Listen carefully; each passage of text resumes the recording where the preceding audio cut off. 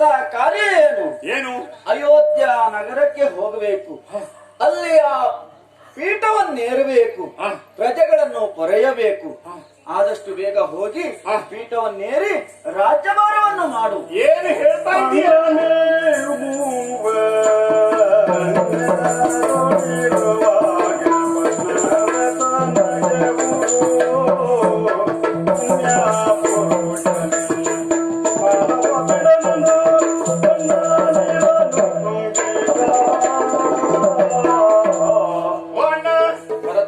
ಏನನ್ನು ಹೇಳ್ತಾ ಇದ್ದೀಯ ನೀನು? ಇಲ್ಲಿವರೆಗೆ ನಾವಿದ್ದದ್ದು ಹೇಗೆ? ಒಟ್ಟಿಗೆ ಬೆಳೆದವರು ನಾವು, ಒಟ್ಟಿಗೆ ಕಲಿತವರು ನಾವು. ಆದ್ರೆ ಈಗ ನೀನು ಹೇಳಿದ ಮಾತನ್ನು ಕೇಳುವಷ್ಟು ನಾನು ಮೂರ್ಖನಲ್ಲ. ಯಾಕೆ? ಅಣ್ಣನಾದಂತ ನೀನು, ಹಾಗೂ ತಾಯಿಯ ಸ್ವರೂಪದಲ್ಲಿರುವಂತಹ ಅತ್ತಿಗೆ, ಹಾಗೂ ನನ್ನ ಸಹೋದರ ಲಕ್ಷ್ಮಣ, ನೀವು ಮೂರುವರು ವನದಲ್ಲಿರುವಾಗ ನೀವು ಇರುವುದು ಹೇಗೆ? ನಾನು ಮಡಿಯನ್ನುಟ್ಟು ಸಿಕೆಯನ್ನು ಕಟ್ಟು ಗೆಡ್ಡೆ ಗೆಣಸನ್ನು ತಿಂದ ಇಲ್ಲಿರುವುದು.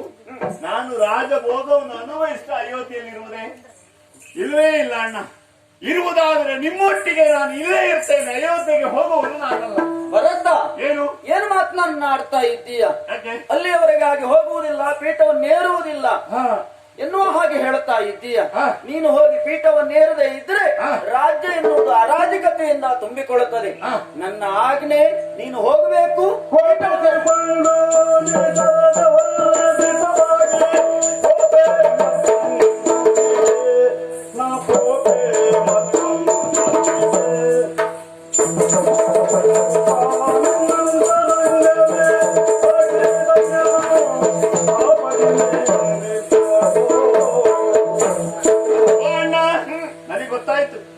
ಎಲ್ಲ ನಿನ್ನದ್ದೇ ಉಪಾಯ ಅಂತ ಈಗ ಹೇಳ್ತಾ ಇದ್ದೀಯ.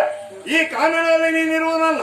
ಅಯೋಧ್ಯೆಗೆ ಹೋಗಿ ಅಲ್ಲಿಯ ಸಿಂಹಾಸನವನ್ನು ಏರಿ ಅಯೋಧ್ಯೆಯ ರಾಜ್ಯಭಾರವನ್ನು ಮಾಡು ಎನ್ನುವುದಾಗಿ ಅಂತ ಆಜ್ಞೆಯನ್ನು ಮಾಡ್ತಾ ಇದ್ದೀಯ ನೀನು.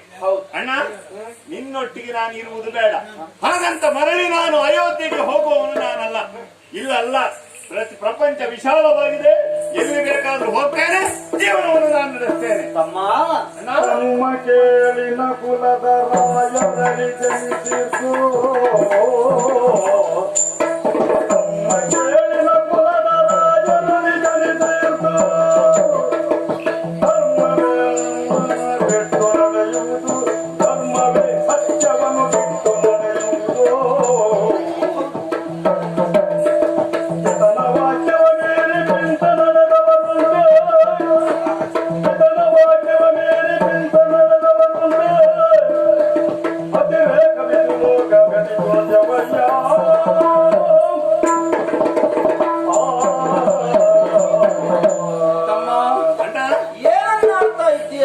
ಅಯೋಧ್ಯೆಗೆ ಹೋಗುವವನು ನಾನಲ್ಲ. ಹೋದರೆ ನಾವೆಲ್ಲರೂ ಒಟ್ಟಿಗೆ ಹೋಗೋಣ ಎನ್ನುವುದಾಗಿ. ಜೊತೆಗೆ ಹೋಗಬೇಕು ಎನ್ನುವ ಹಾಗೆ ಹೇಳ್ತಾ ಇದ್ದೀಯ. ಇಲ್ಲಿಯವರೆಗಾಗಿ ನಾವು ಮೂವರು ವನವಾಸವನ್ನು ಅನುಭವಿಸಿದ್ದ ಯಾಕೆ? ಕಾರಣ ಏನು? ನನ್ನ ತಾಯಿಗೆ ಒಂದು ವರವನ್ನು ಕೊಟ್ಟವರು ನನ್ನ ತಂದೆಯವರಿದ್ದಾರೆ. ಆದರೆ ನಮ್ಮ ಚಿಕ್ಕಮ್ಮನ ವರವನ್ನು ಈಡೇರಿಸಬೇಕು ಎನ್ನುವ ಕಾರಣದಿಂದಾಗಿ ನಾವು ವನವಾಸವನ್ನು ಕೈಗೊಂಡವರಿದ್ದೇವೆ. ಅವರ ವರದ ಮುಖೇನವಾಗಿ ನಾವು ಹೀಗೆ ಹೋಗುತ್ತಾ ಇದ್ದೇವೆ. ಆದರೆ ನಮ್ಮ ತಂದೆಯ ಆಸೆಯನ್ನು ಪೂರೈಸುವುದಕ್ಕೆ ಹೀಗೆ ಇತ್ತ ಕಡೆ ಬಂದವನು. ನಮ್ಮ ತಂದೆಗೆ ಎದುರಾಡಿದವರು ನಮ್ಮ ಚಂದ್ರವಂಶದಲ್ಲಿ ಇಲ್ಲ. ಅಂದ್ರೆ ನೀನು ಪಿತೃವಾಕ್ಯ ಪರಿಪಾಲನೆಗಾಗಿ ಹೊರಟವನು ಅಂತ. ಹೌದು. ನನಗೆ ಹೇಳುವುದೇನು ಅಂತ ಬೇಕು ನೀನು? ಭರತ, ತಮ್ಮನಾದರೆ ನೀನು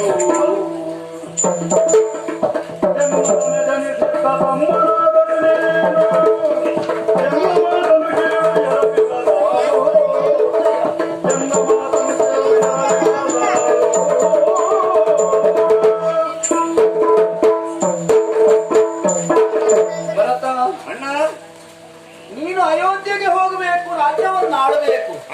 ನನ್ನ ತಮ್ಮನಾದರೆ ನೀನು ನನ್ನ ಮಾತನ್ನು ನೀನು ಕೇಳಬೇಕು. ಈಗ ನೀನು ಪಿತೃವಾಕ್ಯ ಪರಿಪಾಲನೆಗಾಗಿ ಹೊರಟವನು. ಹೌದು. ಹಾಗೆ ಪಿತೃವಾಕ್ಯ ಪರಿಪಾಲನೆಗಾಗಿ ನಾನು ಅಲ್ಲಿಯ ರಾಜ್ಯವನ್ನು ಆಳಬೇಕು. ಅಲ್ಲಿವರೆಗಾಗಿ ಹೋಗಬೇಕು. ಹೌದು. ಹೌದಾ? ನೀನು ಹೇಳಿದಾಗೆ ಅಲ್ಲಿವರೆಗಾಗಿ ಹೋಗಬೇಕು. ರಾಜ್ಯವನ್ನು ನಾನಾಡಬೇಕಾ? ಹೌದಯ್ಯ. ಅಣ್ಣ ಕೇಳಿರೇ ಪರ್ಯಂತ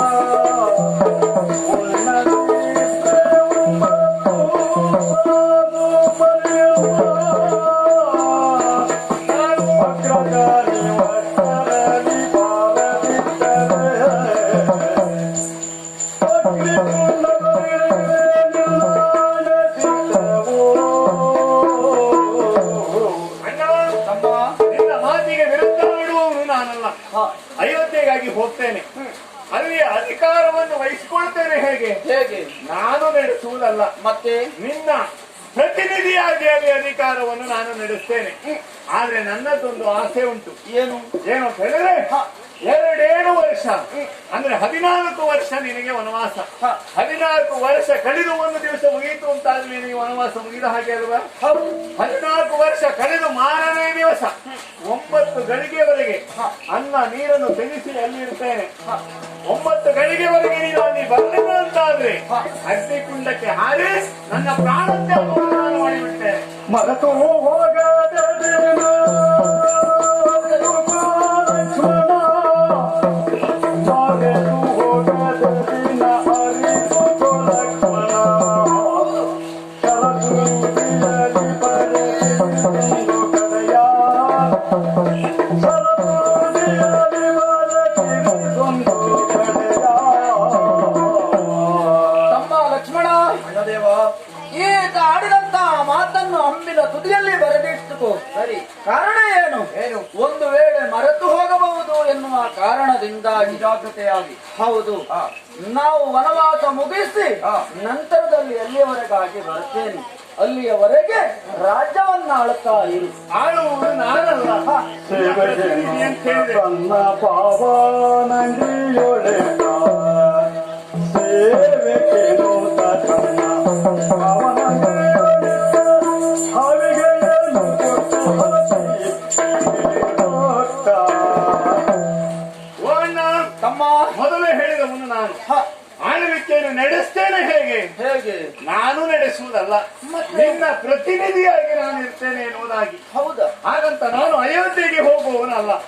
ನಂದೇ ಗ್ರಾಮದಲ್ಲಿ ಒಂದು ಎಲೆಮರೆಯ ಕುಟೀರವನ್ನು ಕಟ್ಟಿಕೊಂಡು ನಿನ್ನ ಹಾಗೆ ನಾನು ಮುಡಿಯನ್ನು ಉಟ್ಟು ಜಟಾವಲ್ಕನಾಗಿ ಆಳ್ವಿಕೆಯನ್ನು ನಡೆಸ್ತೇನೆ. ಗೆಡ್ಡೆ ಗೆಣಸನ್ನು ತಿಂದು.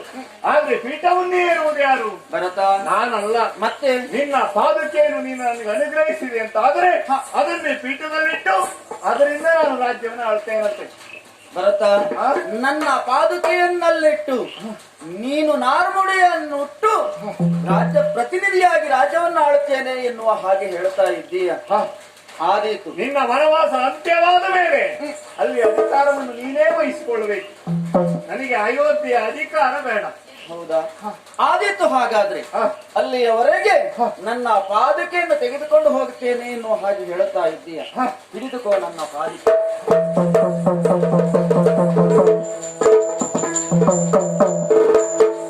14 ವರ್ಷ 9 ಗಳಿಗೆ ನೆನಪಿರಲಿ. ಆದಿ ಅಲ್ಲಿಗೆ ಇರ್ತೇನಂತೆ.